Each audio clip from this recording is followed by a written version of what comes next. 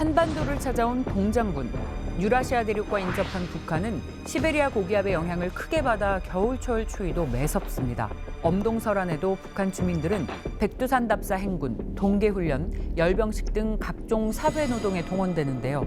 이 같은 장시간 추위 노출은 곧 잔병치레로 이어집니다. 북한에서 의사했던 그녀의 기억엔 특히 동상 환자가 많다는데요. 한국보다는 확실히 많죠. 아무래도 북한이라는 그 지역이 한국보다는 굉장히 추운 지역이기도 하지만 운송수단이 발달되지 않았기 때문에 주로 많이 걸어 다니죠. 일반적으로 사람들이 생활 환경 자체가 따뜻하게 입거나 따뜻하게 신발을 신거나 양말도 따뜻하게 신거나 이런 환경이 아니기 때문에 동상 환자가 많이 발생을 하죠. 한국보다는.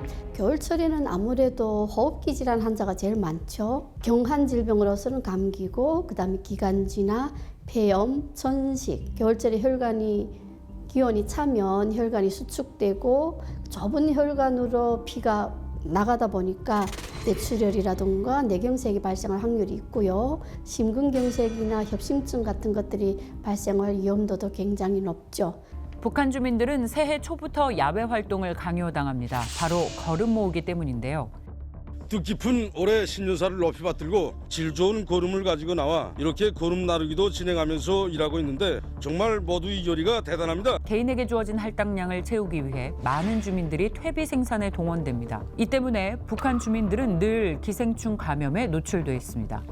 그래서 우리가 퇴비라고 할 때는 인분을 비롯해서 동물이 분변 같은 것에 잡초라든가 낙엽이라든가 이런 여러 가지 풀 같은 걸 섞어서 제대로 온전하게 숙성이 돼야 그 역할이 굉장히 큰 걸 알고 있습니다. 그런데 북한에서는 그런 숙성 과정이 제대로 진행되지 않기 때문에 여러 가지 세균, 이런 병균 같은 것들이 사람들한테 옮길 수가 있죠. 장염 같은 것들이 발생을 하고요.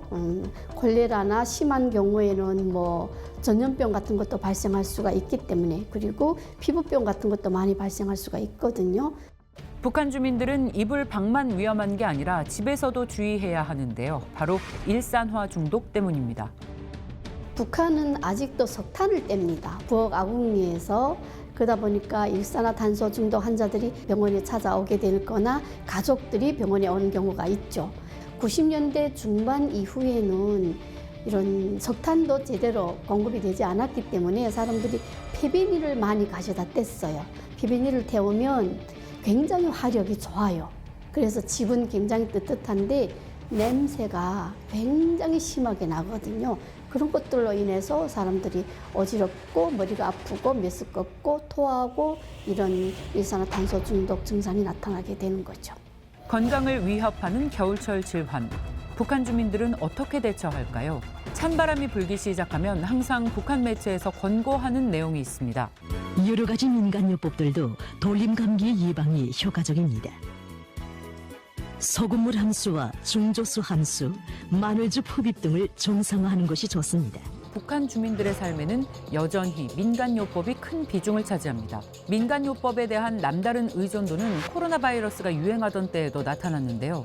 실제로 북한은 코로나 바이러스 대처법으로 민간요법을 권장했습니다. 북한 당국이 앞장서서 민간요법을 강조하는 이유는 의약품 부족 때문에 내놓은 궁여지책으로 분석되는데요. 한겨울에는 병원에서의 치료가 더 어렵기 때문입니다. 겨울철에 굉장히 춥죠. 병원이. 입원실을 가지고 있는 병원에서는 환자들이 난방 문제가 제일 크단 말입니다. 원래는 난방을 국가에서 석탄 같은 것들 다 보장을 해줬어요.